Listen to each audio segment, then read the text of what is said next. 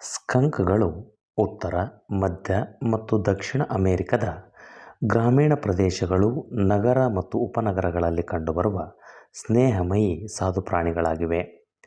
ಇದೊಂದು ನಿಶಾಚರಿಯಾಗಿದ್ದು ಸರ್ವಭಕ್ಷಕ ಅಂದರೆ ಮಿಶ್ರಾಹಾರಿ ಆಗಿದೆ. ಇದು ಮಾನವನಿಗೆ ತೊಂದರೆ ಕೊಡುವ ದುಂಬಿ, ಮಿಡತೆ, ಇಲಿ, ಹಾವುಗಳನ್ನು ತಿನ್ನುವ ಮೂಲಕ ಮಾನವನಿಗೆ ಪರೋಕ್ಷವಾಗಿ ಸಹಕಾರಿಯಾಗಿದೆ. ಸ್ಕಂಕ್ಗಳ ವಿಶೇಷತೆಯೆಂದರೆ ಅವು ಭಯಗೊಂಡಾಗ ಆತ್ಮರಕ್ಷಣೆಯ ಉದ್ದೇಶದಿಂದ ಎದುರಾಳಿಯ ಮೇಲೆ ದುರ್ವಾಸನೆಯುಕ್ತ ದ್ರವವನ್ನು ಸಿಂಪಡಣೆ ಮಾಡುತ್ತವೆ.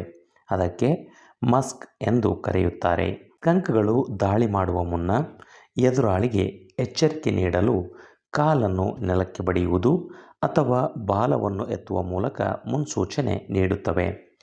ಈ ವೇಳೆ ಮಾನವರಾಗಲಿ ಅಥವಾ ಪರಭಕ್ಷಕ ಪ್ರಾಣಿಗಳಾಗಲಿ ಅಲ್ಲಿಂದ ಕಾಲು ಕೀಳುವುದು ಉತ್ತಮ. ಅವು 2 ರಿಂದ 7 ಮೀಟರ್ ಅಥವಾ ಅದಕ್ಕಿಂತ ದೂರದವರೆಗೂ ದ್ರವ ಸಿಂಪಡಿಸಬಹುದು. ಈ ದ್ರವವು ಅತಿ ದುರ್ವಾಸನೆ ಉಳ್ಳದ್ದಾಗಿದ್ದು ಹೆಚ್ಚು ಕಡಿಮೆ ಉಸಿರುಗಟ್ಟಿಸುತ್ತದೆ. ಹಾಗೆ ಕಣ್ಣಿನೊಳಗೆ ಹೋದರೆ ತಾತ್ಕಾಲಿಕ ಕುರುಡು ಬರುತ್ತದೆ. ಹಾಗಾಗಿ ಅವುಗಳ ವಿಚಾರದಲ್ಲಿ ಜಾಗ್ರತೆ ಅಗತ್ಯ. ಈ ರೀತಿಯ ದ್ರವ ಸಿಂಪಡಣೆಗಾಗಿ ಅವುಗಳ ಗುದನಾಳದ ಒಳಗೆ ಚರ್ಮದ ಅಡಿಯಲ್ಲಿ 2 ಗ್ರಂಥಿಗಳಿದ್ದು ಪ್ರತಿ ಗ್ರಂಥಿಯು 15 ml ನಷ್ಟು ದ್ರವವನ್ನು ಸಂಗ್ರಹಿಸಿಟ್ಟುಕೊಂಡಿದ್ದು 5 ರಿಂದ 6 ಬಾರಿ ಸಿಂಪಡಿಸುವಷ್ಟು ಸಂಗ್ರಹವಾಗಿರುತ್ತದೆ. ಸ್ಕಂಕ್ಗಳಲ್ಲೂ ಸಹ ಹಂದಿ ಮೂಗಿನವು, ಗೆರೆಯುಳ್ಳವು, ಚುಕ್ಕೆ ಸಹಿತ ಎಂದು ಹಲವಾರು ಬಗೆಗಳಿವೆ.